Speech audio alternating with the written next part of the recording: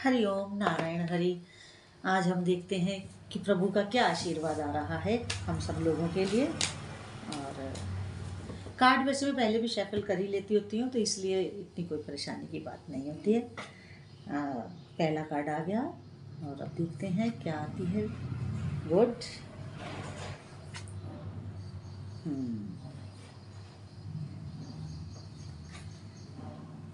जी जी, card मेरे सामने आ गए। अब हम करते हैं आज की रीडिंग की शुरुआत।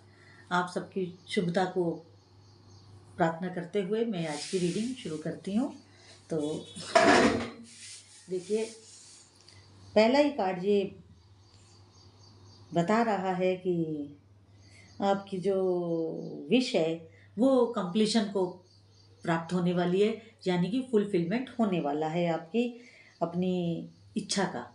जो भी आपने किसी जो कार्ड बता रहे हैं वो आपने जो भी विश की थी वो किसी इंटीग्रेशन के लिए की थी, किसी चीज़ को जोड़ने के लिए की थी। अब वो कोई काम भी जुड़ सकता है, रिलेशन भी जुड़ सकता है, या कोई आपका रूठा हुआ व्यक्ति है वो भी आपसे आके इंटीग्रेट कर सकता है। कुछ इस तरह का आ रहा है। और इस जो आप इंटीग्रेशन चाह रहे हैं उसमें आपको परमात्मा का पूरा आशीर्वाद प्राप्त है। आपकी जो पार्टनरशिप है वो फलीभूत हो रही है। आपका जो लव है वो हार्मनी को जा रहा है। तो आपका अच्छा समय है। ये लवर्स के लिए है ये किसी व्यापार के लिए या उसके लिए नहीं है। ये आज की रीडिंग लवर्स के लिए ही है।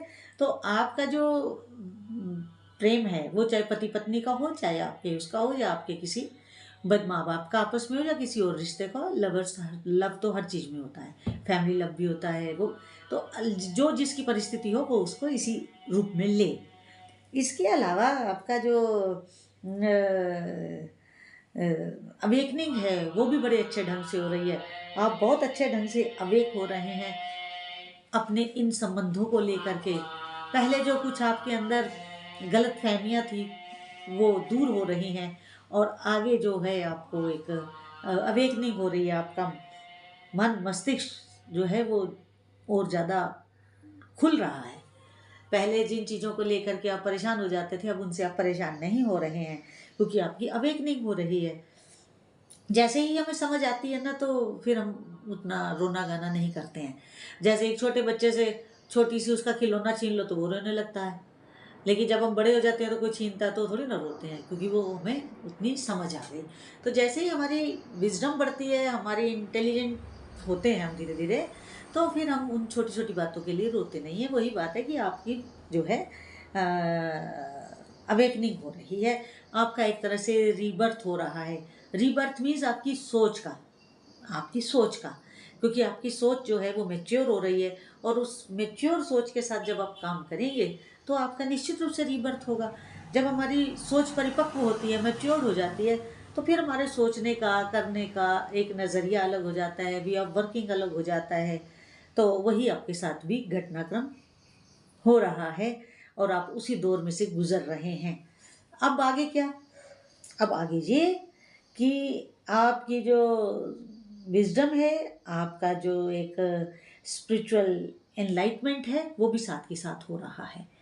बड़ी अच्छी बात है, बहुत अच्छी बात है अगर स्पिरिचुअल एनलाइटमेंट हो रहा है तो।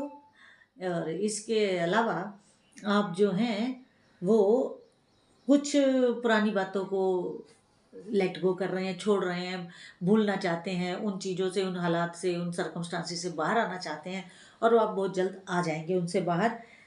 ऐसी बात बिल्कुल क्लियरली सामने आ रही है। और जो आपकी लाइफ में एक अनिश्चितता की स्थिति बनी हुई थी, वो अनिश्चितता की स्थिति भी अब धीरे धीरे खत्म हो रही है।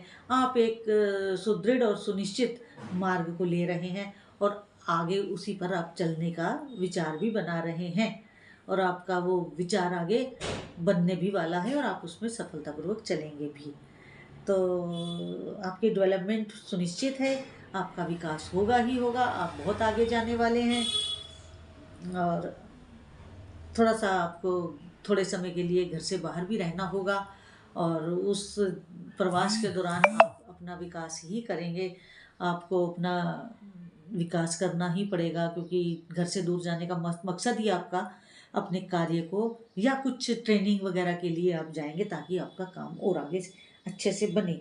क्योंकि आपके पास काम करने की 2-3 चॉइसेस हैं, उनमें से ही आपको कोई चुनना है और उसी की ट्रेनिंग के लिए आपको जाना भी होगा। और जो चीज़ आप देखिए वही काम करिएगा जिसका आपको अंदर से रिफ्लेक्शन आ रहा हो, अंदर से एक आपकी इनर सोल आपको कह रही हो, आपको इनर कॉलिंग हो रही हो कि ये काम मेरे लिए अच्छा है, वही काम करिएगा। अदरवाइज कोई दाएं बाएं का काम मत ले लीजिएगा। और क्लैरिटी से मैं देखना चाहती हूँ, मैं कुछ कार्ड और लूँगी। तो देखिए वही मेरे को कुछ शंका हो रही थी यहाँ पे, इन कार्ड से मुझे क्लैरिटी पूरी नहीं मिल रही थी, इसीलिए मैंने और कार्ड लिया। तो अब इसमें बिल्कुल क्लियर हो रहा मेरे को। वो क्लैरिटी ये है कि आप अपना काम फेयरनेस से करिएगा, बहुत ज़रूरी है। फेयरनेस बहुत ज़रूरी है। कोई भी हम किसी भी संबंध में, किसी भी उसमें जब भी हम कोई काम करते हैं ना, तो फेयरनेस बहुत ज़रूरी है आपके उस काम में। और ऐसा ना हो कि आप ईमानदार ना हो और किसी लीगल डिस्प्यूट में फंस जाएं। तो अपने आप को फेयर रखिएगा। और जो आपके उसके देखिए, जब हम फेयरली काम करते हैं तो थोड़ी दिक्कत तो आती है, तो जो उसके साइड इफ़ेक्ट्स हों उनको आप स्वीकार करके चलिएगा, उनको फेस करिएगा ज़रूर। क्योंकि वो फेस करने के बाद ऐसा तजुर्बा होगा कि फिर ज़िंदगी में आप कभी मार नहीं खाने की। तो लाइफ के लेसन्स हैं ये, उनको सीखिए और अपनी लाइफ को आगे बढ़ाइए, क्योंकि यही ज़िंदगी है और यही आगे बढ़ना है। एक और कार्ड लिया मैंने, क्योंकि जो भी आपके ट्रेडिशंस हैं उनको मत छोड़िएगा, क्योंकि लाइफ का साइकिल एक दौर से ख़त्म होकर के दूसरे दौर में जा रहा है। तो इसे हम अपने अध्यात्म की भाषा में संधि बेला कहते हैं। एक पल का छूटना दूसरे पल का आना संधि बेला कहलाता है। इसके बाद आप बड़े पावरफुल एक्सेस करेंगी आपकी हर चीज़। तो आप अपने आप को बिल्कुल सावधानी के साथ और अपने आप को एक मजबूत पर्सनैलिटी के साथ सोशल लाइफ में लाइए। और बहुत अच्छे ढंग से आप अपना मूवमेंट रखिए, अपने आप को एक ऐसे एस्टेब्लिश करिए कि आप दूसरे के लिए एग्जाम्पल बने, क्योंकि एग्जाम्पल बनना ही बहुत बड़ी बात होती है। आधी सफलता तो हमारी उसी में ज़िंदगी भर की चलती रहती है, क्योंकि अगर नियम होता है तो फिर हमारे आधे से अधिक काम तो यूं ही बनते चले जाते हैं, और उनका बनना भी ज़रूरी है। तो इसलिए आप अपने आप को थोड़ा अ, बिल्कुल फ्री होकर के काम करेंगे तो आपके लिए बहुत अच्छा होगा, बहुत बढ़िया रहने वाला है। आप इसी ढंग से कार्य को करें, बहुत आप फ़ायदे में रहेंगे। फेयरनेस बिल्कुल ना छोड़िएगा, इनोसेंस बिल्कुल नहीं छोड़िएगा, क्योंकि ये 2 ऐसे मंत्र हैं जो सफलता की कुंजी हैं। आपके हाथ में की है, की लॉक की है ये, तो आप उसको मत छोड़िएगा, उसका ज़रूर वो करते रहिए। अगर आज की रीडिंग मेरी अच्छी लगी हो तो अधिक से अधिक सब्सक्राइब करिए, लाइक करिए, शेयर करिए। जितनी आपके साथ रेजोनेट हो उतनी रखिएगा, जो रेजोनेट ना हो उसे छोड़ दीजिएगा। हरि ओम नारायण हरि।